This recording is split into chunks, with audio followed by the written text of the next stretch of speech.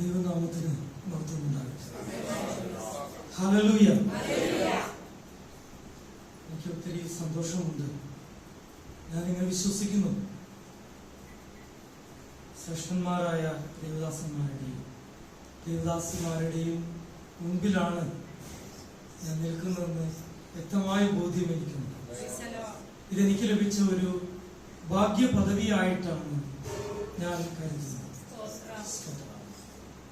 പ്രത്യേകിച്ച് പുരട്ടി കൂട്ടായ്മയുടെ ഭാരവാഹിത്വം വഹിക്കുന്ന എല്ലാവർക്കായിട്ടും, അതുപോലെ അധ്യക്ഷത വഹിക്കുന്ന ജെയിംസ് പാസ്റ്റർക്കായിട്ടും ഞാൻ ദൈവത്തെ സ്തുതിക്കുന്നു. പ്രത്യേകിച്ച് ഈ ആലയത്തെ ഓർത്തും ഇവിടെ ശുശ്രൂഷിക്കുന്ന കർത്താവിന്റെ ദാസൻ ജേക്കബ് ജോൺ പാസ്റ്ററിനെയും തന്റെ കുടുംബത്തെയും ഓർത്ത് ഞാൻ ദൈവത്തെ സ്തുതിക്കുന്നു. ഒരാലയത്തിൽ ഒരു പാസ്റ്റേഴ്സിന്റെ കോൺഫറൻസ് നടക്കുമ്പോൾ, അല്ലെങ്കിൽ ഒരു ശുശ്രൂഷ നടക്കുമ്പോൾ, നിശ്ചയമായിട്ടും ആ പാസ്റ്റർക്കും അവരുടെ ഭാര്യയ്ക്കും അവരുടെ മക്കൾക്കും വലിയൊരു ശുശ്രൂഷയുണ്ട്. സ്തോത്രം. ഒരിക്കലൊരു പാസ്റ്റേഴ്സ് കോൺഫറൻസിൽ എന്നെയും ചേട്ടനെയും തമിഴ്നാട്ടിൽ ക്ഷണിച്ചു, കോയമ്പത്തൂർ ക്ഷണിച്ചു. അന്ന് നമ്മുടെ ഈ പാലക്കാടുള്ള തുറക്കം പോലെ കുതിരാണ്. അന്ന് അത് വന്നിട്ടില്ല. ഒത്തിരി സമയം വൈകിപ്പോയി അവിടെ എത്താനായിട്ട്. ഞങ്ങൾ എത്തിയപ്പോൾ വൈകിപ്പോയി. ചേട്ടനാണ് മെയിൻ പ്രസംഗം, എനിക്കൊരു ചെറിയ പ്രസംഗമേ ഉള്ളൂ. എനിക്കത് തമിഴോട്ട് അറിയൂല. ഞാൻ അപ്പോ ചെറുതായിട്ട് പ്രസംഗിക്കാനായിട്ട് ഒരു ട്രാൻസ്ലേറ്ററുണ്ട്. അപ്പൊ എന്നോട് പ്രസംഗിക്കാൻ പറഞ്ഞത് പാസ്റ്റർമാരുടെ ഭാര്യമാർക്ക് വേണ്ടി പ്രസംഗിക്കാം. ഞാൻ പെട്ടെന്ന് പ്രസംഗിച്ചു. ഞാൻ പറഞ്ഞു, പാസ്റ്റർമാരെ പോലെ തന്നെ ഉത്തരവാദിത്വം ആർക്കുണ്ട്? പാസ്റ്റർമാരുടെ ഭാര്യമാർക്കുണ്ട് എന്ന് ഞാൻ പ്രസംഗിച്ച് പെട്ടെന്ന് പ്രസംഗം അവസാനിപ്പിച്ചു. അപ്പോഴേക്ക് സമയമൊക്കെ ഒത്തിരി പോയി. പിന്നെ ചേട്ടന്റെ പ്രസംഗവും ട്രാൻസ്ലേറ്റ് ചെയ്യണം. നോക്കുമ്പോൾ സമയമില്ല. ചേട്ടൻ മലയാളത്തിൽ പ്രസംഗിച്ചു തുടങ്ങി. 2 മിനിറ്റ് കഴിഞ്ഞപ്പോൾ തമിഴിൽ പ്രസംഗിക്കാൻ തുടങ്ങി.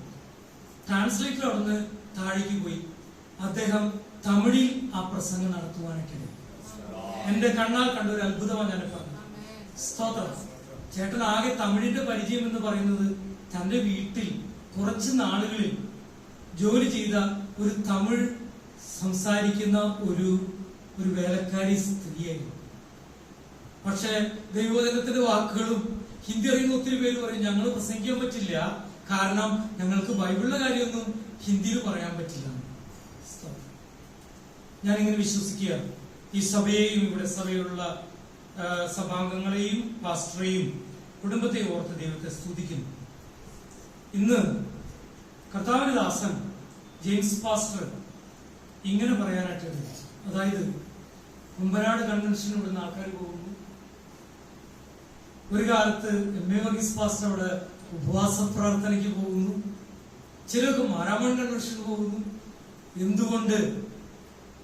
വർഷത്തിൽ ഒരിക്കൽ നടക്കുന്ന കുട്ടികളുടെ VBSന് വേണ്ടി അനേക സ്ഥലത്ത് ആൾക്കാർ വന്നുകൂടാ. അത് വരണമെങ്കിൽ വെറുതെ ആഗ്രഹിച്ച് പ്രാർത്ഥിച്ചതും നടക്കില്ല. വലിയൊരു പ്രിപ്പറേഷൻ, അത് നടത്തുവാനായിട്ട് ഉത്തരവാദിത്വ സ്വമേധയായി ഏറ്റ വ്യക്തികളുടെ മേൽ പകരപ്പെട്ടാൽ മാത്രമേ അത് നടക്കൂ. എന്ന് പറഞ്ഞാൽ ദൈവത്തിന്റെ ഒരു ഉപകരണമായി മാറിയാൽ മാത്രമേ നടക്കൂ. ഒരിക്കലും ഞാനിങ്ങനെ കർത്താവിനോട് ചോദിച്ചു, കർത്താവേ, പൗലോസ് ഈ പാത്രങ്ങളെ കുറിച്ച് പറയുന്നുണ്ടല്ലോ, കുശവന്റെ കയ്യിലെ നല്ലൊരു പാത്രം പോലെ, ഏത് പാത്രമാണ് കർത്താവ് നല്ലത്? ഞാൻ അന്ന് ധ്യാനിച്ചപ്പോ കർത്താവ് എന്നോട് പറഞ്ഞു, ഇങ്ങനെ സംസാരിച്ചു, വില കൂടിയ പാത്രങ്ങൾ ചിലത് വില കൂടിയ അലമാരകളിൽ പൂട്ടിവെക്കും. വിശിഷ്ടാതിഥികൾ വരുമ്പോൾ എന്ത് ചെയ്യും? അതിലൊക്കെ കൊടുക്കും. പണ്ട് നമ്മുടെ വീട്ടിലൊക്കെ ആരെങ്കിലും സമ്മാനം തരുന്ന നല്ല പാത്രമൊക്കെ നമുക്കൊന്നും കഴിക്കാൻ കിട്ടില്ല. എല്ലാം വിരുന്നുകാർ വരുമ്പോ മാത്രം കിട്ടും. ശരിയല്ല? ദൈവത്തിന്റെ ആത്മാവ് എന്നോട് പറഞ്ഞു, മറ്റുള്ളവർ കൊഴിച്ചു കൊടുക്കുന്ന പാത്രം അത്രയും വിലയേറിയ പാത്രം. നമുക്ക് ചെയ്യാൻ കഴിയുന്ന ഒരു കാര്യമേ ഉള്ളൂ. എന്തെന്നറിയാമോ? ഈ പാത്രത്തിന്റെ അകവും പുറവും നന്നായി കഴുകുക. നിറയ്ക്കരുത്.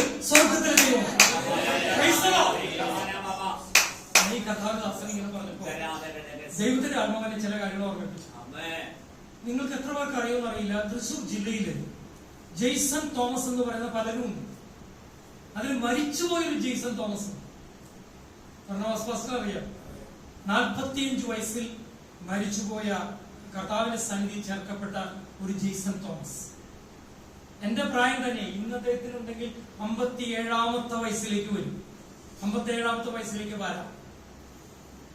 അദ്ദേഹം ഒരു ദിവസം രാവിലെ ഒരു 6:45 സമയത്ത് എന്നെ ഫോൺ ചെയ്തിട്ട് പറഞ്ഞു, പാസ്റ്റർ, ഞാനൊരു രാവിലെ പ്രാർത്ഥിക്കാൻ എഴുന്നേറ്റിരിക്കുമ്പോൾ ഒരു ദർശനം കാണുന്നവരാണ്. അത് ഇത്രമാത്രം ക്ലിയർ ആയിട്ടാണ് കാണുന്നത്. ചാലക്കുടിയുടെ അടുത്ത് കൊരട്ടിയിലാണെന്ന് അറിഞ്ഞുകൂടാ, ഒരു വലിയ റിവൈവൽ നടക്കുന്നു. എന്നാണ് അദ്ദേഹം പറയാ. 100 കണക്കിന് ആൾക്കാർ, ഒരു പാസ്റ്റർ ചുറ്റും 10-100 പേര് വെച്ച് ഒരു വലിയ എണ്ണാൻ പറ്റാത്തത്ര ആൾക്കാർ ഇങ്ങനെ നിൽക്കുന്നു. പാസ്റ്ററെ നോക്കിയിട്ട് കാണുന്നില്ല. പക്ഷേ ചാലക്കുടിയാണ് കൊരട്ടിയാണെന്ന് അറിഞ്ഞുകൂടാ. എന്തെങ്കിലും നിങ്ങളുടെ കൺവെൻഷൻ പ്ലാനിങ് ഇവരോട് ചോദിച്ചതാ. ഹല്ലേലൂയ. ഒരിക്കൽ ഞാനിങ്ങനെ കണ്ടു, ഒരു വലിയ ഗ്രൗണ്ടിൽ ഒരുപടി ജനം, എണ്ണാൻ പറ്റാത്തത്ര ജനം പോലും ജനം വന്നു പോകും. ഏകദേശം കോനൂരിന്റെ ഭാഗത്താണ്. സ്വപ്നത്തിൽ കാണുന്നതാ കോനൂരിന്റെ ഭാഗത്ത്. പിറ്റേ ദിവസം സ്കൂട്ടർ എടുത്ത് കോനൂര് പോകുമ്പോ ഇത്രയും പേര് നിൽക്കാവുന്ന ഒരു സ്ഥലം കാണണ്ടേ. അങ്ങനെ നോക്കിയപ്പോൾ കോനൂർ ജംഗ്ഷൻ എത്രയേക്കാൾ മുമ്പ് അവിടെ ഉണ്ടായ ഒരു റബ്ബർ തോട്ടം വെട്ടിയിട്ട് അവിടെ ന്യൂക്ലിയർ ചെയ്യാൻ വേണ്ടി അത് ചെറിയ ചെറിയ ചെടി വെച്ചിട്ട് അവിടെ ഒരു വലിയൊരു ഗ്രൗണ്ട് പോലെ കണ്ടു. ഇല്ല, ഗ്രൗണ്ടില്ലേ, ആ ഷോപ്പിന്റെ ഇപ്പുറത്തായിട്ട്. ഈ സ്ഥലമായിരിക്കും, ഇവിടെ ആയിരിക്കും ജനം ഒന്ന് ചേരാൻ പോകുന്നത്. എനിക്ക് അറിഞ്ഞുകൂടാ. ഞാനൊരു കാര്യം പറയാൻ ആഗ്രഹിക്കുക. പലപ്പോഴും പലരും എന്നെ വിളിച്ചു പറയുമ്പോൾ ഞാൻ സാമ്പത്തിക ചെലവ് ഓർത്ത് വിശ്വാസക്കുറവ് നിമിത്തം ഞാൻ അവരോട് പറയുന്നൊരു കാര്യമുണ്ട്. ഞങ്ങൾ ശരിക്കും തൃശ്ശൂർ ജില്ലയുടെ അറ്റത്താ. ഏത്? തൃശ്ശൂർ ജില്ലയുടെ ഒരറ്റത്തെ ഭാഗത്താ. തൃശ്ശൂരൊക്കെ സെന്ററിലൊക്കെ പല വാസ്ത്രന്മാരുണ്ട്, അവിടെ പല പ്രവർത്തനങ്ങളുണ്ട്. ഞങ്ങൾ ഈ ഭാഗത്ത് അറ്റത്ത എറണാകുളത്തിന്റെ അടുത്തുള്ള സ്ഥലത്താന്ന് പറയും. ഇല്ല, തൃശ്ശൂരിൽ നിന്ന് കണ്ടപ്പോ നിങ്ങളെയാണ് കണ്ടേക്കണെന്ന് പറഞ്ഞു.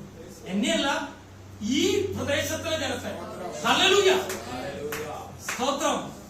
തൃശ്ശൂർ എന്ന് പറയും. തൃശ്ശൂരിൽ നിന്നല്ല, ഈ കൊരട്ടി, ചാലക്കുടി, കറുകുറ്റി പ്രദേശം എന്ന് പറയുന്നത് കേരളത്തിന്റെ നടുഭാഗമാണെന്ന് പറയാം.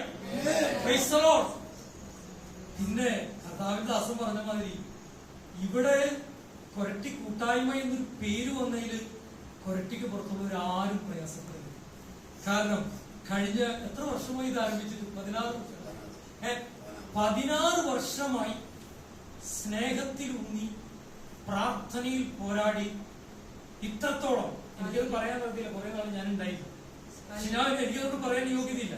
പക്ഷെ അതിന്റെ പിന്നിൽ പ്രാർത്ഥിച്ച ഓരോരുത്തരും ഓർത്തിട്ടുണ്ട്. സ്തോത്രം. ഇതിങ്ങനെ സ്നേഹത്തോടെ നിലനിൽക്കുന്നെങ്കിൽ അതിന്റെ പിന്നിൽ ഒരു കാര്യമുള്ളൂ. പൗലോസ് പറഞ്ഞത്, തങ്ങളെക്കാൾ മറ്റുള്ളവരെ ശ്രേഷ്ഠരെന്ന് എണ്ണിയതുകൊണ്ട്. അതുകൊണ്ട് ഞാൻ ഇന്ന് സന്തോഷിക്കും. ഇന്നേക്ക് 4 വർഷങ്ങൾക്ക് മുമ്പ് കുഞ്ഞുമതി പാസ്റ്റർ ഞങ്ങളുടെ വീട്ടിലുള്ള ഒരു സ്റ്റേജിൽ വെച്ച് തന്റെ സാക്ഷ്യം പറയാറുണ്ട്. 4 വർഷമായിട്ടുള്ളൂ, കൃത്യം 4 വർഷം. അദ്ദേഹത്തെ ഞാൻ കണ്ടുമുട്ടുന്നത് എന്നെ സ്നാനപ്പെടുത്തിയ ദേവദാസൻ ഇംഗ്ലണ്ടിലേക്ക് പോയി ശുശ്രൂഷിക്കും. അവിടെ ചെന്നപ്പോൾ ഒരു കത്തോലിക്ക പുരോഹിതൻ, കേൾക്കണേ, വിശ്വാസിയല്ല, ഒരു കത്തോലിക്ക പുരോഹിതൻ, ഈ വിശ്വാസത്താൽ പലരും പോണത് ഒരു സന്ധിക്കുന്നത്. നമ്മൾ ഇതൊക്കെ കണ്ടാലും പൈസ ഉള്ളതുകൊണ്ടാ മറ്റു രാജ്യങ്ങളിൽ പോകണമെന്നിരിക്കും. അങ്ങനെയല്ല. ഇംഗ്ലണ്ടിൽ ചെന്നപ്പോ പാപ്പരയ്യാര് മാർസലിന്റെ മോറിസ്. അപ്പൊ ആ സമയത്ത് പറഞ്ഞു, ഇത് റോയി എന്ന് പറഞ്ഞ കർത്താവിനാൽ ഉപയോഗിക്കപ്പെടുന്ന ഒരാള് കൊടുങ്ങല്ലൂരുണ്ട്, ആൾക്ക് കൊടുക്കാൻ പറഞ്ഞ് മാർസലിന് അത് ചെയ്യാൻ പറ്റുമെന്ന് ചോദിച്ചിട്ട് ഒരു 10,000 രൂപയോളം വരുന്ന ഒരു ഫൗണ്ട് കൊടുക്കാനുണ്ട്. കേൾക്കണം, അച്ഛന്റെ കയ്യിൽ പൈസ ഇല്ലാത്ത ഈ പൈസക്ക് അവിടെ വെച്ച് എന്ത് ചെയ്തു? എന്നോട് പറഞ്ഞു, ഒരു കാര്യം കട മേടിച്ചായാലും ഇങ്ങനെ റോയി എന്ന് പറഞ്ഞൊരു ആളുണ്ട്, അയാൾ കർത്താവ് ഉപയോഗിക്കുന്ന പറയണേ, ആളെ വിളിച്ചിട്ട് എന്ത് ചെയ്യണം? ഇത് കൊടുക്കണം. അങ്ങനെ അന്നാണ് ഞാൻ ആദ്യമായിട്ട് ആരെ കാണുന്നത്? അന്ന് കുഞ്ഞുങ്ങൾ ഇത്ര മണ്ണില്ലാണ്, ഇത്ര മണ്ണില്ല. അദ്ദേഹം വന്നു കഴിഞ്ഞപ്പോ ഞാൻ അദ്ദേഹത്തോട് എങ്ങനെ വിശ്വാസത്തിലേക്ക് വന്നതെന്നൊക്കെ ചോദിച്ചപ്പോഴാണ് അദ്ദേഹത്തിന്റെ പേര് കുഞ്ഞു മൊയ്തീൻ എന്ന് ഞാൻ കേട്ടത്. അപ്പൊ എന്നോട് പറഞ്ഞു റോയ് സെബാസ്റ്റ്യൻ എന്നാണ് കേട്ടത്. മുസ്ലിം സംവാദം നടത്തിയിരുന്ന എം അക്ബറിനോട് ഒരു ചോദ്യം ചോദിക്കുക ഒരു ചെറുപ്പക്കാരൻ. എത്ര വയസ്സിലായിരിക്കുന്നത്? 10-20 വർഷമായിട്ടുണ്ടാവും. 20 വർഷം. ഇതാ റോയ് സെബാസ്റ്റ്യൻ എന്ന് പറയുന്ന ഒരാൾ ഇത് ചോദ്യം ചോദിക്കുന്നത് ശരിക്കും മുസ്ലിമുകളുടെ ഉള്ളിന്റെ ഉള്ളിലേക്ക് കയറി ഒരു ചോദ്യം ചോദിക്കുന്നത്.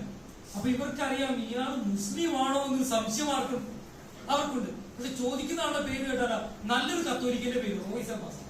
ഇത് ആരിട്ടു എന്ന് എനിക്കറിഞ്ഞു. വീര് ഞാൻ പറയുന്നു, ആരിട്ടു എന്ന് എനിക്കറിഞ്ഞു. ഞാൻ ഈ കർത്താവിന്റെ അസുഖം പറഞ്ഞു. എന്റെ അമ്മയോട് ഞാൻ പറഞ്ഞിട്ട് ഇവിടെ ഒരു സ്റ്റേജ് വന്നാൽ ആ സ്റ്റേജിൽ നിങ്ങൾ ശുശ്രൂഷിച്ചിരിക്കുന്നു. ഹല്ലേലൂയ. അന്നൊരു സാക്ഷ്യം പറഞ്ഞപ്പോ സാബു പാസ്റ്റർ പറഞ്ഞു, എന്തിനാ പാസ്റ്റർ രണ്ടാളുടെ ശുശ്രൂഷ, ഇദ്ദേഹത്തിന് മാത്രം സമയം കൊടുത്താൽ മതിയെന്നില്ലേ എന്നോട് സാബു പാസ്റ്റർ ചോദിച്ചു. അതിനുശേഷം മറ്റൊരു സാക്ഷ്യമായിട്ടാ ഇന്ന് പകൽക്കാലം കർത്താവിന്റെ വന്നത്. നീതിമാന് പല വിധത്തിലുള്ള പ്രശ്നങ്ങളുണ്ട്, പക്ഷെ അവയിൽ നിന്ന് എഴുന്നേൽപ്പിക്കുന്ന ഒരു ദൈവം നമ്മുടെ ദൈവമാകൊണ്ട് കരമെടുത്ത് കർത്താവിനെ സ്തുതിക്കാം. ഞാൻ സമർപ്പിക്കുന്നു. അതുകൊണ്ട് ഈ സ്ഥലം കർത്താവിന്റെ ദാസൻ എഴുന്നേൽക്കില്ല എന്ന് വിചാരിച്ചവരുടെ മുന്നിൽ ശത്രുവിന്റെ മുമ്പിൽ മേശയൊരുക്കിയ ഒരു അനുഭവം. അതുകൊണ്ട് ഞാനിത് അറിയാമോ, ഞാനിന്ന് വന്നപ്പോ ഇതും കൊണ്ടുവന്നു. ഞാനൊരു ഇവിടുത്തെ ജോൺ പാസ്പോർട്ട് വന്നു. നമ്മുടെ കുഞ്ഞുമൊയ്തീൻ പാസ്റ്റർ അദ്ദേഹല്ലേ, അദ്ദേഹത്തിന്റെ ഒരു സാക്ഷ്യം പറയണതൊന്ന് റെക്കോർഡ് ചെയ്യുന്നത് എനിക്ക് ആഗ്രഹം. അതെന്താ പാസ്റ്റർ പ്രോഗ്രാം? ഹല്ലേലൂയ. പെട്ടെന്ന് ഞാൻ ഇന്നത്തെ ചിന്തയിലേക്ക് കടക്കുവാനായിട്ട് ആഗ്രഹിക്കുകയാണ്. നമുക്ക് ഇന്നത്തെ ചിന്തയ്ക്ക് ആധാരമായിട്ട് എഫെസ്യ ലേഖനം അതിന് 4-ാം അധ്യായം അതിന്റെ 1, 2, 3, 4, 5, 6, 7 വാക്യങ്ങൾ വരെ.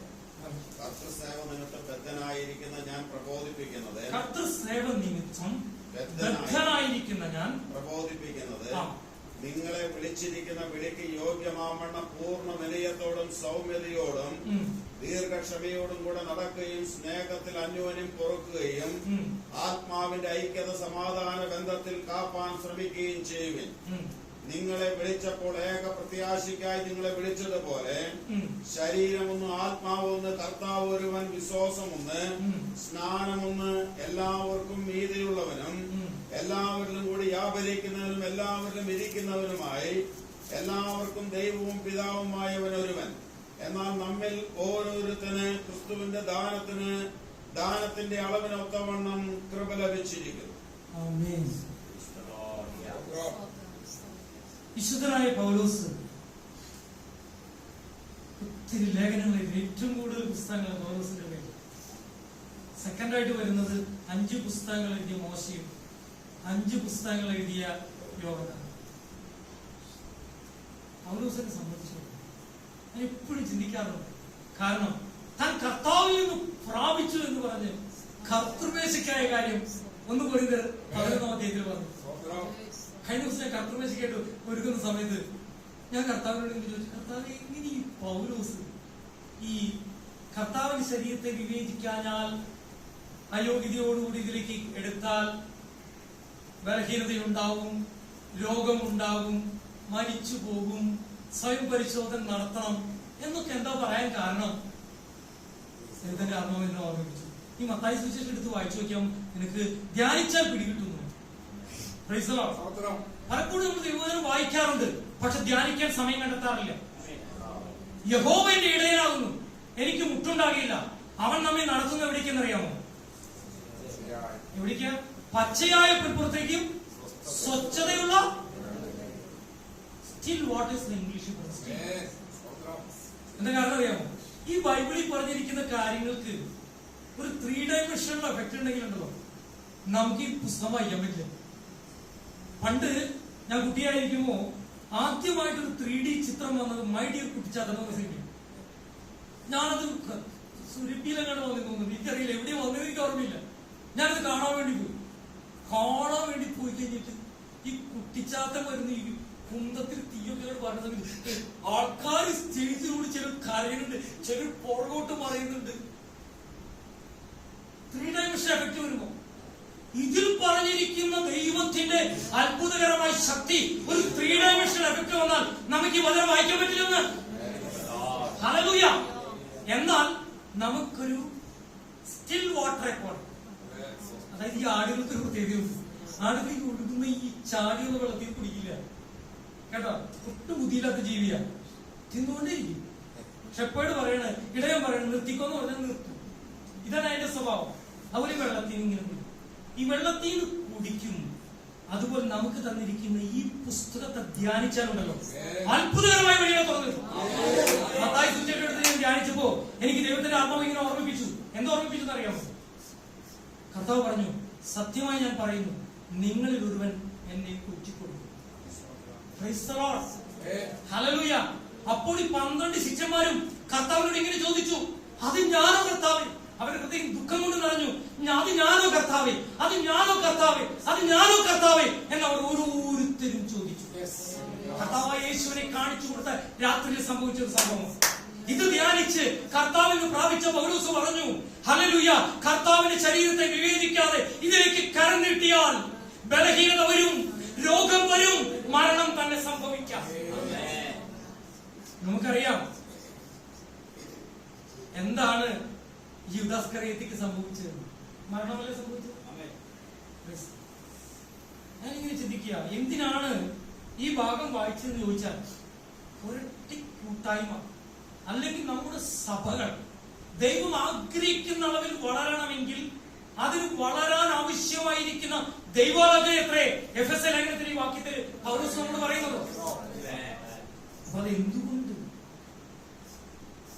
ഞാൻ ഒരു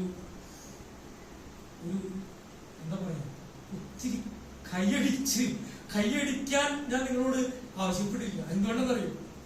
കാരണം ഈ കർത്താവ് യേശു ബഥാനിയ ഗ്രാമത്തിലൊരു വീട്, കർത്താവിന് ഏറ്റവും പ്രിയപ്പെട്ട വീടുണ്ട്. അതിന് കാരണം മറ്റൊന്നുമല്ല, കർത്താവിനോട് ബൈബിൾ പഠിപ്പിക്കാൻ പറ്റും, വചനം പഠിപ്പിക്കാൻ പറ്റും, കർത്താവിനൊരു ഭക്ഷണം കൊടുക്കും, കർത്താവിന്റെ സ്നേഹിതന്മാർ.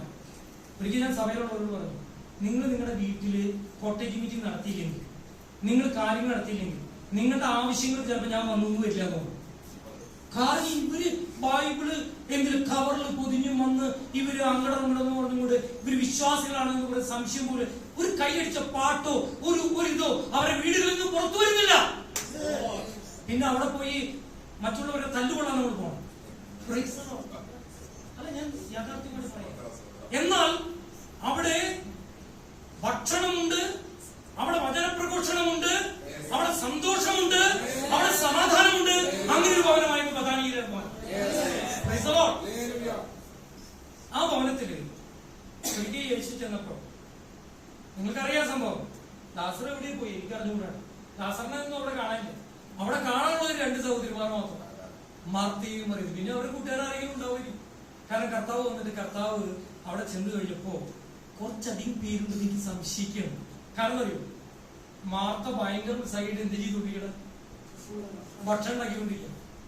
ഭക്ഷണം ഉണ്ടാക്കാൻ തെറ്റാണോ? ഒരിക്കലും അല്ല. സ്ത്രീകളെ കൊണ്ട് വിചാരിച്ച് ഭക്ഷണം ഉണ്ടാക്കണമെന്നില്ല. നമ്മുടെ ഈ BBSന്റെ കാര്യം പറഞ്ഞപ്പോൾ KJ മാത്യു പാസ്റ്റർ പറഞ്ഞു, പാസ്റ്ററെ നമ്മൾ വിചാരിക്കുന്ന പകുതി പൈസയേ ഉള്ളൂ, നമുക്ക് ഒന്നാണ് ഫ്രൈഡ് റൈസും ചിക്കനും കൊടുക്കാം, അത് വേണമെങ്കിൽ ആവോളം കൊടുക്കാം. ഞാൻ ഇതൊക്കെ നടക്കുമോ? അതൊക്കെ നടക്കുമെന്ന് പുള്ളി ഉറപ്പായിട്ട് പറയണം. അതുകൊണ്ട് പെണ്ണുങ്ങളെ മാത്രമല്ല, പക്ഷെ ഇവിടെ മർത്തയാണ് എന്ത് ചെയ്തുകൊണ്ടിരിക്കുന്നത്. പക്ഷെ അപ്പോ യേശു എന്തോ പറയാൻ തുടങ്ങി, മറിയ വന്ന് എന്ത് ചെയ്തു? കാൽക്കലി. അപ്പൊ മാർത്ത പറയാ, ഒരു ചെറിയ കലഹമുണ്ട് അവിടെ, കലഹത്തിന്റെ ആരംഭമാണത്. എന്താ കലഹത്തിന്റെ ആരംഭം? നേരെ യേശുവിനോട് പറയാ, ദേ നോക്കിയേ, അവൾ എന്നെ സഹായിക്കണില്ല, എനിക്ക് തന്നെ ഈ പണി മുഴുവൻ എത്ര പേരുണ്ട് അവർക്ക് ഒരു ഭക്ഷണം ഉണ്ടാക്കിക്കൊണ്ടിരിക്കല്ലേ. അപ്പൊ കർത്താവ് ഒരു കാര്യം നമുക്ക് എല്ലാവർക്കും അറിയാം. എന്താ പറഞ്ഞത്? മാർത്ത മനം കലങ്ങിയിരിക്കുന്നു. പക്ഷേ മറിയം നല്ല അംശം തെരഞ്ഞെടുത്തിരിക്കുന്നു. എന്താ ഈ നല്ല അംശം? കർത്താവിന്റെ കാൽക്കീഴിൽ ഇരുന്ന് ദൈവവചനം കേട്ടുകൊണ്ടിരിക്കുന്നു. അപ്പോൾ ഞാൻ കർത്താവ് പലപ്പോഴും കർത്താവോട് ചോദിച്ചിട്ടുണ്ട്, കർത്താവ് ഈ ഭക്ഷണം ഉണ്ടാക്കുന്ന ഈ മാർത്ത ചെയ്യുന്നതിൽ തെറ്റാണോ? പിന്നെ എന്താ കർത്താവ് അങ്ങനെ പറഞ്ഞത്? അതിന് കാരണമുണ്ട്. അതായത് നമ്മൾ എന്ത് പ്രവർത്തിക്കുന്നതിന് മുമ്പും നമ്മൾ എന്ത് ചെയ്യാൻ പോകുന്നതിന് മുമ്പും കർത്താവ് പറഞ്ഞത് കേട്ട് നാം ചെയ്തു തുടങ്ങണം. ഹല്ലേലൂയ. ആദ്യം ഇരിക്കണം, പിന്നെ നടക്കണം, അത് കഴിഞ്ഞ് അവസാനം നമുക്ക് ജയാളിയായി നിൽക്കാൻ പറ്റും. എഫെസ്യ ലേഖനം പഠിക്കുമ്പോൾ നമുക്ക് കാണാൻ കഴിയും, ഞാൻ ഈ കഴിഞ്ഞ ദിവസം രാത്രി വാക്കിംഗ് ഇൻ യൂണിറ്റി, ഐക്യത്തിൽ എങ്ങനെ നടക്കാം, വിശുദ്ധിയിൽ എങ്ങനെ നടക്കാം, സ്നേഹത്തിൽ എങ്ങനെ നടക്കാം, വെളിച്ചത്തിൽ എങ്ങനെ നടക്കാം, സൂക്ഷിച്ചെങ്ങനെ നടക്കാം, ഈ ലോകത്തിൽ എങ്ങനെ നടക്കാം, എങ്ങനെ എനിക്ക് വീഴാതെ നിൽക്കാം. ഇത്രയും കാര്യങ്ങൾ നമ്മൾ പഠിപ്പിക്കുന്നു. അതിനെക്കുറിച്ചൊന്നും ഞാൻ പറയാൻ ആഗ്രഹിക്കുന്നില്ല. പക്ഷെ ഒരു കാര്യം പറയാൻ ആഗ്രഹിക്കുന്നു. എന്തെന്നറിയാമോ? ദൈവത്തിന്റെ മക്കൾ ആരാണെന്ന് ചോദിച്ചാൽ അവരുടെ ഉള്ളിൽ ദൈവത്തിന്റെ സമാധാനമുണ്ട്. നമ്പർ 1. രണ്ടാമത്തെ കാര്യം, അവർ സമാധാനത്തെ ഇഷ്ടപ്പെടുന്നു. പറഞ്ഞു, പ്രാർത്ഥന വിഷയം പറഞ്ഞു. പക്ഷെ അത് അങ്ങനെ ആരും പ്രാർത്ഥിച്ചില്ല. നമ്മുടെ സാവകാശം എന്താ തിരിച്ചറിയോ? BJP സർക്കാർ വരരുത് എന്ന് പറഞ്ഞു. അപ്പൊ സാവകാശം എന്ത് പറഞ്ഞു? ദൈവത്തിന്റെ ഹിതപ്രകാരമുള്ള, അങ്ങനെ നമുക്ക് പ്രാർത്ഥിക്കാൻ വകുപ്പുള്ളൂ. നമുക്കറിയില്ല എങ്ങനെയാ കാര്യങ്ങൾ. ദൈവം എല്ലാം അറിയുന്നുണ്ടല്ലോ. നമ്മുടെ ആൾക്കാർ പ്രാർത്ഥിച്ച് കണ്ണീരുകൊണ്ട് മുഖം കഴുകി, എന്നിട്ടും 2 വട്ടം ആരെന്നെ ജയിച്ചു. ഞാൻ രാഷ്ട്രീയം പറയണതല്ല, ഞാൻ പറയുന്നത് ഹല്ലേലൂയ. അതായത് അദ്ദേഹം സമാധാന സുവിശേഷത്തിന് വഴി തുറക്കാൻ വേണ്ടിയാ. അതുകൊണ്ട് നമ്മൾ സമാധാനമുള്ളവരാണ്, നമ്മൾ സമാധാനം ഇഷ്ടപ്പെടുന്നവരാണ്, നാം സമാധാനം ഉണ്ടാക്കുന്നവരാണ്. അതാ എന്താ പറഞ്ഞത്? സമാധാനം ഉണ്ടാക്കുന്നവർ, അവരുടെ പേരെന്താ? ദൈവമക്കൾ. നമ്മൾ സമാധാനം ഉണ്ടാക്കണം. അപ്പൊ എന്തിനാണ് ഇപ്പൊ ഞാൻ ഇത്രയും പറയുന്നത്? അതായത് ഇന്ന് ഈ സഭകളുടെയും ഐക്യ കൂട്ടായ്മകളുടെയും തകർച്ചയ്ക്ക് കാരണം ഐക്യമില്ലായ്മ. ഒരു സഭയെ സംബന്ധിച്ചിടത്തോളം സഭയില് ഒരു പാസ്റ്റർ ശരിക്ക് പ്രവർത്തിക്കാൻ തുടങ്ങിക്കഴിഞ്ഞാൽ ആ പിശാചം ചെയ്യും, തലകീർത്തും. എങ്ങനെയോ ഭരിക്കാന്നറിയാമോ? പിശാചിനും ഭരിക്കാനുള്ള ആഗ്രഹം. എങ്ങനെയാ പിശാച് ഭരിക്കുക? അത് പഠിക്കണമെങ്കിൽ എങ്ങനെയാണ് ഈസ്റ്റ് ഇന്ത്യ കമ്പനി ഇന്ത്യ ഭരിച്ചത് നോക്കിയാൽ ആ രീതി ഞാൻ പറയുന്നത്. ഞാൻ തമാശ പറയുന്നതല്ല. ഈസ്റ്റ് ഇന്ത്യ കമ്പനി എങ്ങനെ നിങ്ങളും ചിന്തിച്ചു നോക്കും. ഇംഗ്ലണ്ടിന്റെ വലിപ്പവും ഇന്ത്യയുടെ വലിപ്പവും ഇന്ത്യയുടെ ശക്തിയും, ഇവിടെ പോപ്പുലേഷൻ കൂടുതലല്ലേ, നാട്ടുരാജാക്കന്മാരും ശക്തന്മാരും വെറുതെ ഈ സർദാർ വല്ലഭായ് പട്ടേലിനെ ഉരുക്കുമുറ്റുള്ള മനുഷ്യനൊക്കെ വിളിച്ച് വെറുതെ അല്ല. ഏറ്റവും വലിയ ബിംബുണ്ടാക്കിയതിന്റെ പിന്നിൽ ഇയാളുടെ കുറച്ച് പറ്റാത്ത രാജാക്കന്മാരൊക്കെ പിടിച്ചു വലിച്ച് നിന്നേ പറ്റുമെന്നൊക്കെ പറഞ്ഞ് യുദ്ധം ചെയ്യാൻ തയ്യാറായ മനുഷ്യനാണ് ആര്? സർദാർ വല്ലഭായ് പട്ടേൽ. ഞാൻ പറഞ്ഞത് എങ്ങനെയാണ് ഈസ്റ്റ് ഇന്ത്യ കമ്പനി ഇന്ത്യയെ കീഴടക്കാൻ? Divide and rule. ഹല്ലേലൂയ. ഞാൻ നിങ്ങളോട് പറയാൻ ആഗ്രഹിക്കുക, ഒരു സഭ വളരാൻ തുടങ്ങുമ്പോൾ, ഒരു കൂട്ടായ്മ വളരാൻ തുടങ്ങുമ്പോൾ, ഹല്ലേലൂയ, അവിടുത്തെ ഐക്യത്തിന് കത്തിവെക്കുവാൻ ആദ്യം ഇറങ്ങിത്തിരിക്കുന്നവൻ ദുഷ്ടനായ പിശാചായിരിക്കും. കാരണം അവർ ഒരുമിച്ച് നിന്നാൽ ദൈവത്തിന്റെ അത്ഭുതങ്ങളെ കാണാൻ കഴിയും. അവർ ഒരുമിച്ച് പ്രാർത്ഥിച്ചാൽ, ഒരു സഭ ഒരുമിച്ച് പ്രാർത്ഥിച്ചാൽ, ഒരു ഐക്യ കൂട്ടായ്മയിൽ ഒരുമിച്ച് പ്രാർത്ഥിച്ചാൽ ദൈവത്തിന്റെ അത്ഭുത പ്രവൃത്തി പ്രാർത്ഥിക്കുന്ന ഒരു ശീലമാക്കിയാൽ അത്ഭുതങ്ങൾ നിത്യേന എന്നവണ്ണം കാണുവാൻ കഴിയും. ഞാനിങ്ങനെ പറയും, ഇംഗ്ലീഷിലും മലയാളത്തിലും ഇന്ത്യയിൽ കൊച്ചു കൊച്ചു അവസാനത്തിൽ ഒരാളെ വെച്ചുകൊണ്ട് ഇന്ത്യ ആരാധന ആരംഭിച്ചു. ഇന്നലെ ഞാൻ നോക്കുമ്പോഴല്ലോ മുരിങ്ങൂര് ജംഗ്ഷനിലുള്ള ബേക്കറിയിൽ ജോലി ചെയ്യുന്ന ആളുടെ ഭാര്യയും കൊണ്ട് അവർ വന്നിരിക്കുക. ഇന്നലെ നോക്കുമ്പോൾ 5-6 പേരുണ്ട് ഹിന്ദിക്കാര്. ദൈവം നമ്മെ എൻകറേജ് ചെയ്യും. പലരും എൻകറേജ് ചെയ്യും. ദൈവം നമ്മെ എൻകറേജ് ചെയ്യും. എന്തുകൊണ്ട് എൻകറേജ് ചെയ്യും? ഞാൻ പറയാം. 2-3 പേർ തന്റെ നാമത്തിൽ ഒന്നിച്ചു കൂടുന്നവരെ മധ്യേ എന്റെ സാന്നിധ്യം ഉണ്ടാവും എന്ന് അരുളി ചെയ്തവനാ നാം ആരാധിക്കുന്ന നമ്മുടെ നാഥൻ. 2 പേർ ഒരു വിഷയത്തിൽ ഐക്യം ബന്ധപ്പെട്ട് പ്രാർത്ഥിച്ചാൽ ഞാൻ നിങ്ങളുടെ പ്രാർത്ഥനയ്ക്ക് ഉത്തരം നൽകും എന്ന് പറഞ്ഞ ദൈവമാ നമ്മുടെ ദൈവം. ഐക്യം ഇഷ്ടപ്പെടുന്ന ദൈവമാണ് നമ്മുടെ ദൈവം. അതിന് ഉദാഹരണം ബാക്കിയൊന്നും എടുക്കുന്നത് യോഹന്നാന്റെ സുവിശേഷത്തിൽ കർത്താവ് പ്രാർത്ഥിച്ച പ്രാർത്ഥന പോലെ ഞാനും പിതാവ് ഒന്നാകുന്ന പോലെ ഇവരും ഐക്യത്തെ കുറിച്ച് കർത്താവ് പ്രാർത്ഥിക്കുന്നത്. എന്തുകൊണ്ട്? പിശാചിന്റെ സ്ട്രാറ്റജി ഡിവൈഡ് ആൻഡ് റൂൾ ആണെങ്കിൽ ദൈവത്തിന്റെ സ്ട്രാറ്റജി യുണൈറ്റ് ആൻഡ് റെയിൻ എന്നുള്ളതാണ്. നന്നായി പ്രവർത്തിക്കുന്ന നിഷ്കളങ്കരെ ഓടിക്കാൻ ആദ്യം ശ്രമിക്കുന്ന ആരായിരിക്കും? പിശാച്. അപ്പൊ മനസ്സിലാക്കണം ആ സ്ട്രാറ്റജിയുടെ പിന്നിൽ പിശാചുണ്ട്.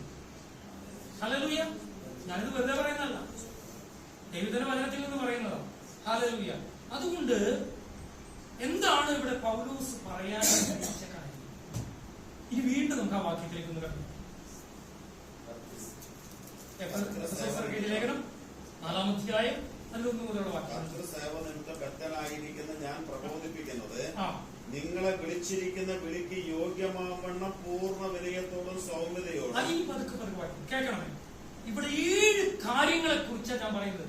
യൂണിറ്റി തകർക്കാൻ, ഐക്യം തകർക്കാൻ ശ്രമിക്കുന്ന 7 കാര്യങ്ങളെ കുറിച്ച് ഇവിടെ കൃത്യതയോടെ പറയുന്നുണ്ട്. നമ്മുടെ ജീവിതത്തിൽ പകർത്തിയാലുണ്ടല്ലോ, ഇന്ന് പകൽക്കാലം ആ കുറവുകൾ നമ്മുടെ അടുത്ത്, നമ്മുടെ ജീവിതം, നമ്മുടെ മനസ്സിൽ, നമ്മുടെ ആത്മാവിൽ നിന്ന് ആ കന്മക്ഷത്തെ എടുത്ത് മാറ്റിക്കളഞ്ഞാൽ നാം കർത്താവിനാൽ ഉപയോഗിക്കും. നമ്മുടെ സഭകൾ ജനത്താൽ നിറയപ്പെടും. അത്ഭുതകരമായി വഴികൾ തുറക്കും.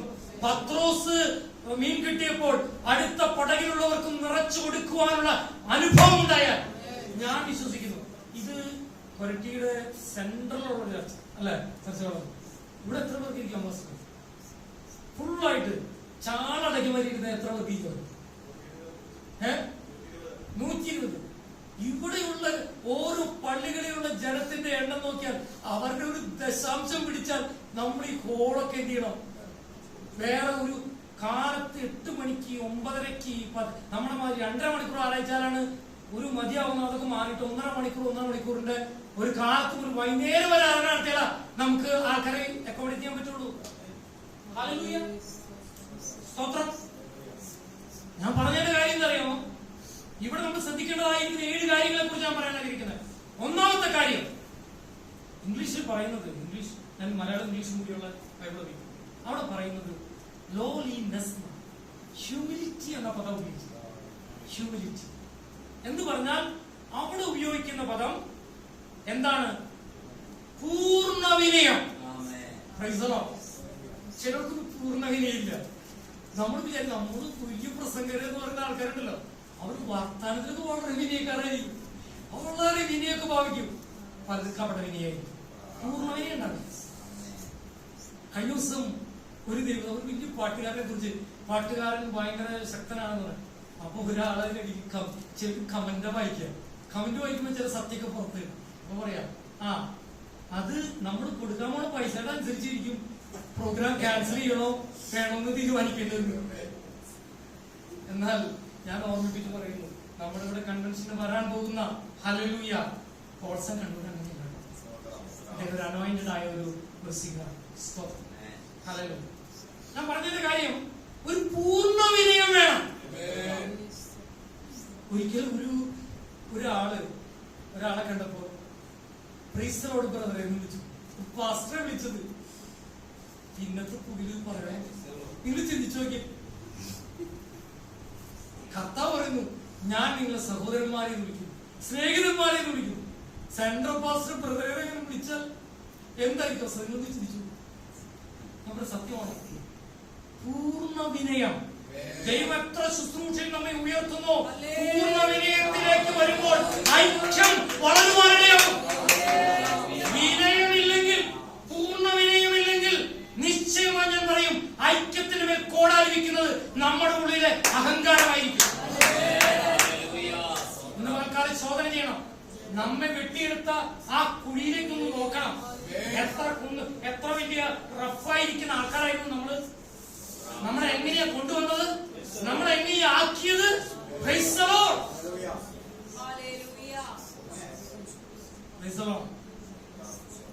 ഞാൻ ഇനി നിങ്ങൾ ധ്യാനിക്കാനായിട്ട് സബ്ജക്റ്റ് വിടാം. പൂർണ്ണ വിനയം ആർക്കെങ്കിലും ഇല്ലെങ്കിൽ, ഞാൻ ആരോ ആണ്, ഞാൻ എന്തോ ആണ്, ഞാൻ വലിയ പുള്ളിയാണ് എന്ന് ആർക്കെങ്കിലും ചിന്തയുണ്ടെങ്കിൽ ഐക്യത്തിന്റെ മേൽ കോഴായിരിക്കുക, അല്ലെങ്കിൽ ഓരോ ആണി അടിക്കുന്ന വ്യക്തികളായിരിക്കും നമ്മൾ. താഴ്ന്നു ധരിക്കാൻ തയ്യാറുണ്ടോ? കർത്താവായ യേശു എന്താ പറഞ്ഞത്? യേശുവിനെ കുറിച്ച് ഫിലിപ്പി ലേഖനത്തിൽ പൗലോസ് പറയുക, ആദ്യത്തെ വാക്യങ്ങൾ മാത്രമേ, രണ്ടാമത്തെ വാക്യങ്ങൾ മാത്രം വായിച്ചത്. എത്രത്തോളം താഴ്ന്നു ധരിച്ചു, എത്രത്തോളം അനുസരണ കാണിച്ചു. എന്നിട്ട് ഇവിടെ നിന്ന് ഒരു സർട്ടിഫിക്കറ്റ് അല്ല കിട്ടിയത്. ഹല്ലേലൂയ. മരിച്ചുയർത്തെഴുന്നേറ്റ് കഴിഞ്ഞപ്പോൾ ആ നിസ്തുല്യമായ നാമത്തിന്റെ മഹിമ അവിടെ രേഖപ്പെടുത്തിപ്പെട്ടിരിക്കുക. ആ നാമത്തെങ്കിൽ സകല മുട്ടും. നമ്മുടെ മുമ്പിലൊന്നും ഒരെണ്ണം മുട്ടുമടങ്ങില്ല കേട്ടോ, ഞളച്ചു ഞളച്ചു. പക്ഷേ നമ്മ ആരാധിക്കുന്ന, ഉയർത്തുന്ന സകല മുട്ടും മടങ്ങും. രണ്ടാമത്തത് അവിടെ പറയുന്നത് പൂർണ്ണ വിനയം കഴിഞ്ഞിട്ട് എന്താ പറയുന്നത്? സൗമ്യത. അവിടെ ശരിക്കും ഇംഗ്ലീഷ് വാക്ക് എന്താ? മീക്ക് എന്ന, മീക്ക്. ഇംഗ്ലീഷിൽ പല വാക്കുകളുണ്ട്. ജെന്റിൽ എന്ന വാക്കുണ്ട്, ജെന്റിൽനെസ്. ഒരാളോട് ആണ് നല്ല ജെന്റിലാന്ന് പറയും, ആള് നല്ല ജെന്റിലാന്ന് പറയും. ചിലരങ്ങനെ പറയും ജെന്റിലാന്ന്. ചിലര് ജെന്റിലായ ആൾക്കാരൊന്നും തീരെ കാണില്ല.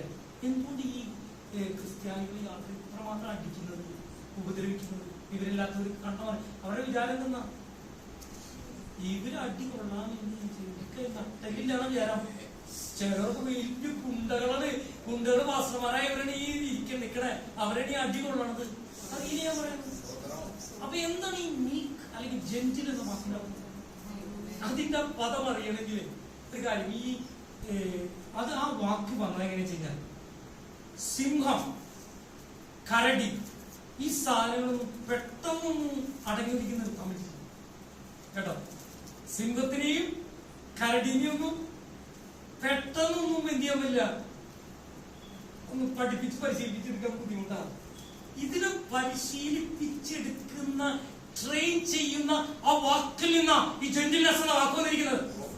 എന്ന് പറഞ്ഞാലേ നമ്മളൊക്കെ അങ്ങനെയൊന്നും അടങ്ങി ഒതുങ്ങി നിൽക്കുന്ന ആൾക്കാരല്ല.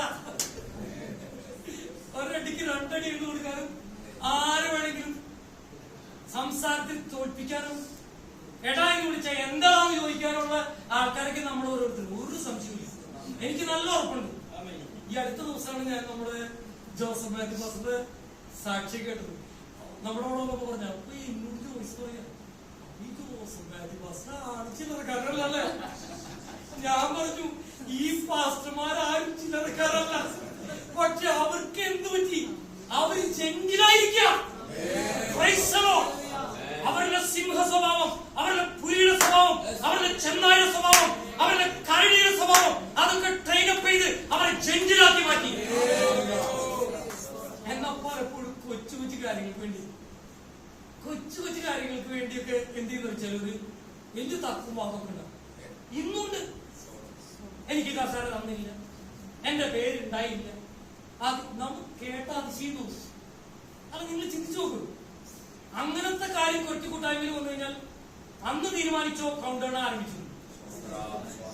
പ്രസിഡന്റ് സഭാസൽ, ജെയിംസ് പാസ്റ്റർ, സെക്രട്ടറി, കമ്മിറ്റി മെമ്പർമാരൊക്കെ ഇരിക്കുന്നു. ഞാൻ പറയുന്നു, കൊച്ചു കൊച്ചു കാര്യങ്ങൾക്ക്, ഈ പേരിന്, അതുപോലെ ചേർന്ന് ഇങ്ങനെയുള്ള കാര്യങ്ങൾക്ക് വേണ്ടി തല്ലുപിടുത്തം തുടങ്ങിയാൽ അന്ന് മനസ്സിലാക്കണം, പിശാചിന്റെ ഉള്ളിൽ വാഴാൻ ആരംഭിച്ചു. അതുകൊണ്ട് ജെന്റിലായിരിക്കണം നമ്മൾ. ഹല്ലേലൂയ. നമ്മളൊക്കെ വലിയ സ്ഥാനത്തിന് അർഹരാണ്, ഞാൻ സമ്മതിച്ചു. പക്ഷെ നമ്മൾ മാത്രമല്ല, നമ്മുടെ അപ്പുറത്തിരിക്കുന്നതും ഈ സ്ഥാനത്തിന് അർഹത തന്നെയാണ്. ഇവിടെ പകുതി പറയുന്നത് മറ്റുള്ളവരെ നമ്മളെക്കാൾ സെക്ഷൻ എണ്ണം. ഇനി മൂന്നാമത്തെ കാര്യം, ഈ ദീർഘക്ഷമ അല്ലെ, അല്ലെ, ഈ ക്ഷമയും ദീർഘക്ഷമയുള്ള വ്യത്യാസം. ക്ഷമയും ദീർഘക്ഷമയുള്ള വ്യത്യാസം. ഈ എന്താ വ്യത്യാസം? അത് പറഞ്ഞാൽ മതി. അതിനകത്ത് ഈ ഒറ്റവള്ളി ഈ ഒന്നുകൂടി നീട്ടിയോട് പോണല്ലേ. ക്ഷമ നമുക്കൊക്കെ ഉണ്ട്. പത്രോസിന് ഉണ്ടായില്ല ക്ഷമ. പത്രോസ് പറഞ്ഞ, കർത്താവ് എത്ര വട്ടം ക്ഷമിക്കുന്നു? 7 വട്ടം മതിയോ? പരമാവധി പുള്ളിക്ക് 7 വട്ടം പറ്റുള്ളൂ. നമുക്കൊന്ന് 4 വട്ടം പറ്റുള്ളൂ. പത്രോസിന് 7 വട്ടം പറ്റും. കർത്താവ് എന്താ പറഞ്ഞു? 7-70 വട്ടം ക്ഷമിക്കണം. മോശം തോരവട്ടം ക്ഷമിച്ചിട്ടുണ്ടോ? നിങ്ങൾ തിരിച്ചു നോക്ക്. സ്വന്തം സഹോദരി, മറ്റാൾക്കാർ പറഞ്ഞാൽ നമുക്ക് കുഴപ്പമില്ല.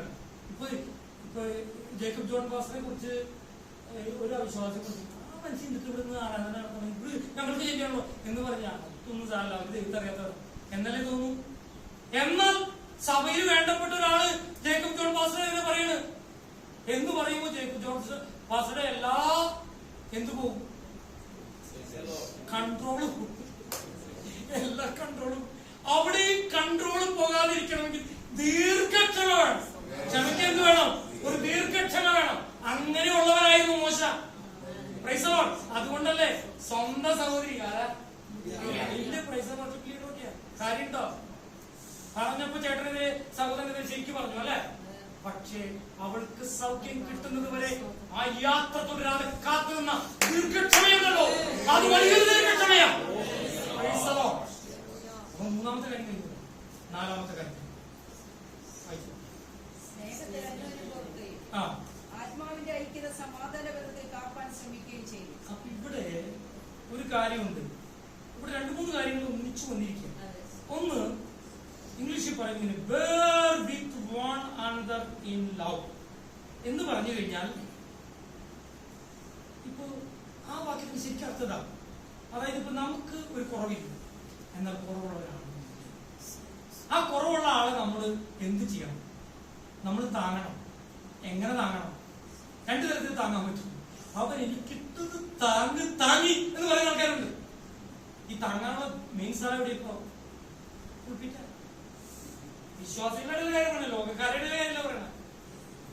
ചില ആൾക്കാരുണ്ട് മെസ്സേജ് 2 പേര് മെസ്സേജ് നിൽക്കി ആളാദ്യം പറഞ്ഞു. ആളാദ്യം പറഞ്ഞിട്ട് വേണം 2ാമത്തെ ആൾക്ക് വ്യക്തി നടത്താനും ആൾക്കുള്ളത് ആവശ്യമുള്ള താങ്ങൽ താങ്ങാനും. കേട്ടോ, ഞാൻ പറയുന്നത് ഇത് ഞാൻ പറയുമ്പോൾ നിങ്ങൾ എന്നോട് വിഷമിച്ചിട്ട് യാതൊരു കാര്യമില്ല. എന്നാൽ സഭയുടെ വാസ്തവ അവസാനം പ്രസംഗിച്ചാൽ മതി. കാരണം ആദ്യം പറയണവരെ എന്തെങ്കിലും തെറ്റൊക്കെ പറയണമെന്ന് വെച്ച് കഴിഞ്ഞാൽ അതൊന്നും തിരുത്തേണ്ട ഉത്തരവാദിത്തം നമുക്കുണ്ടല്ലോ. ആ അർത്ഥത്തിലുണ്ട്. സ്നേഹത്തിൽ തിരുത്തണം. അവൻ ഇനി ഒരിക്കലും ശുശ്രൂഷിക്കാൻ പറ്റാത്ത തിരുത്തണം. മോളയിൽ എന്ത് ചെയ്യും?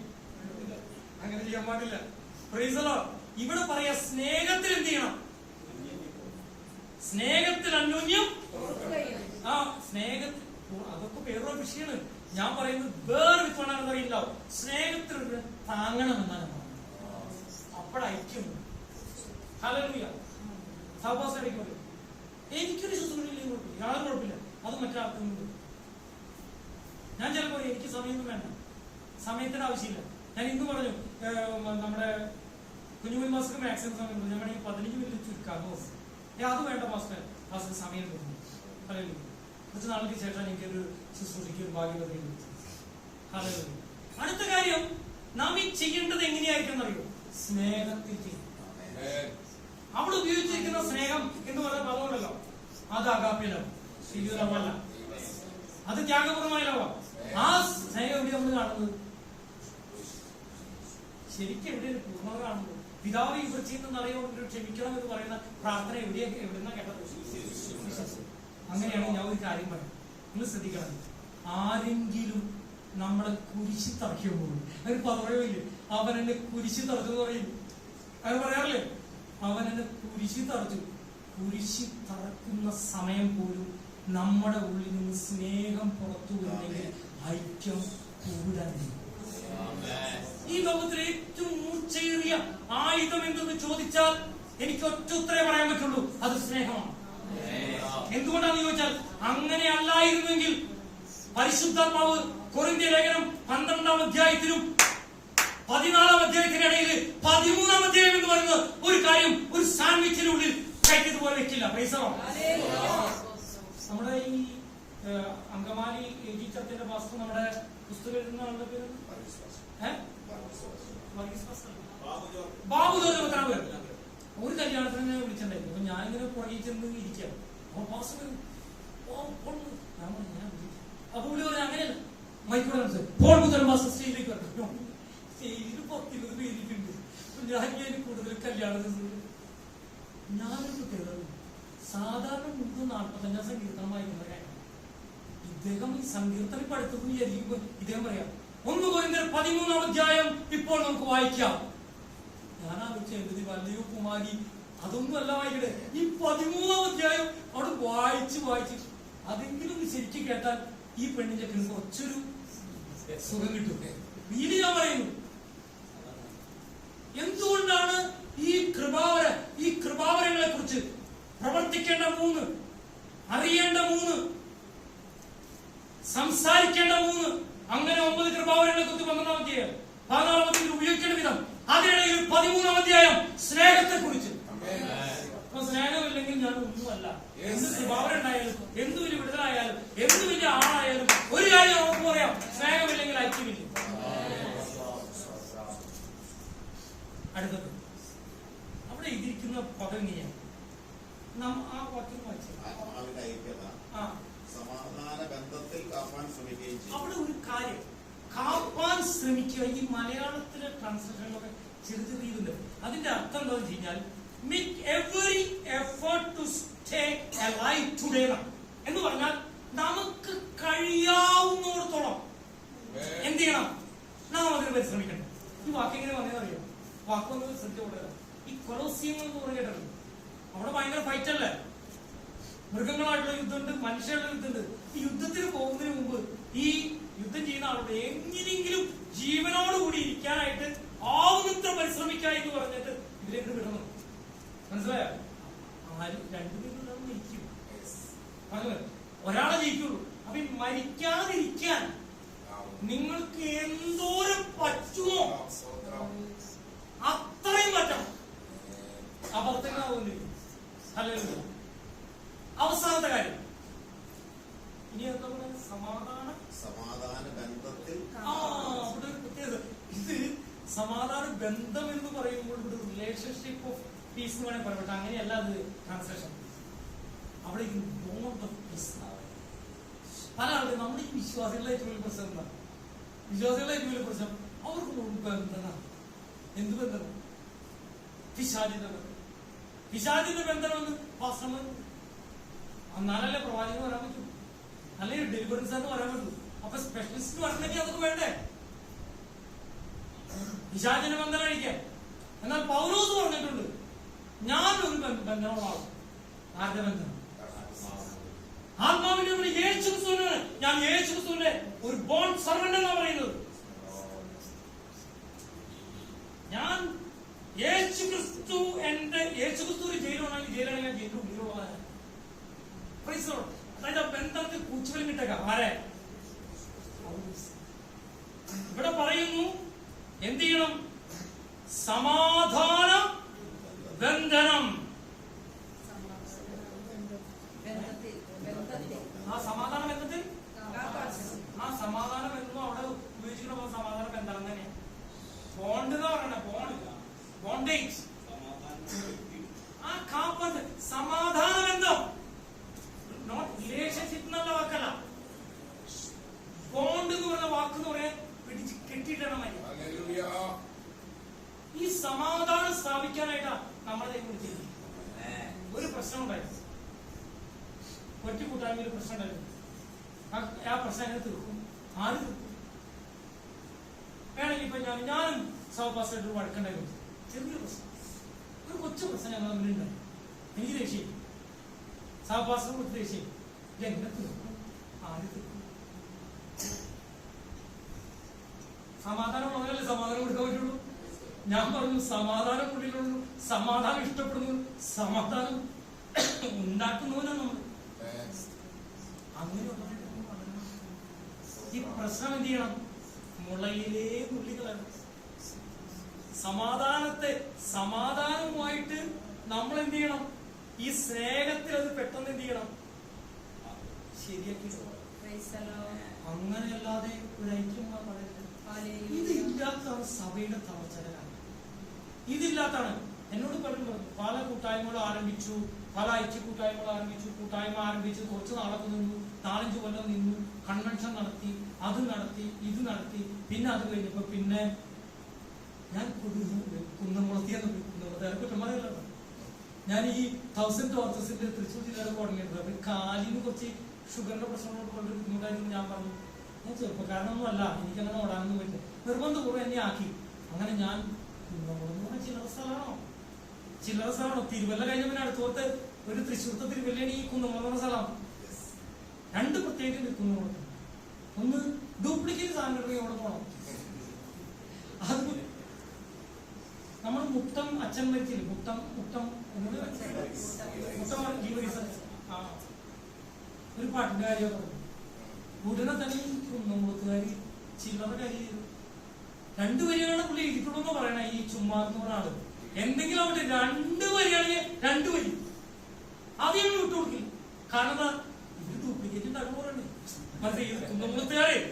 അപ്പൊ അതുകൊണ്ട് ഞങ്ങളുടെ 2 വരിക്ക് വേറെ ആൾക്കാരാണ് ഒരു വിട്ടുകൊടുക്ക. ഞാൻ അവിടെ ചെല്ലുന്നുണ്ട്, അവിടെ 2